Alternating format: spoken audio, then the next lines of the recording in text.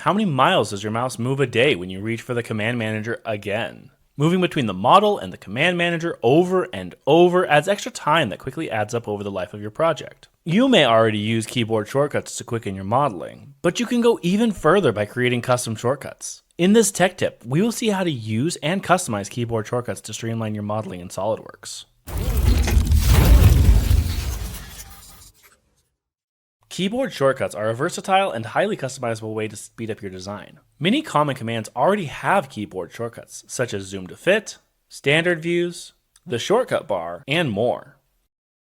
You can find existing shortcuts by hovering over a command to see the tooltip, or by going to the Customize dialog box and selecting the Keyboard tab. Use the Shortcut column to quickly find all existing keyboard shortcuts. You can even print this list for an easy physical reference. What about commands without existing keyboard shortcuts, such as custom properties? While that didn't take too long, I need to create custom properties for all of my SolidWorks files. Back in the Customize menu, I can search for the feature I want to create a shortcut for. I will create a shortcut for properties with Control P. Oh, it looks like there's an existing shortcut for this combination, so I will use P instead. Now the command is always a single button away.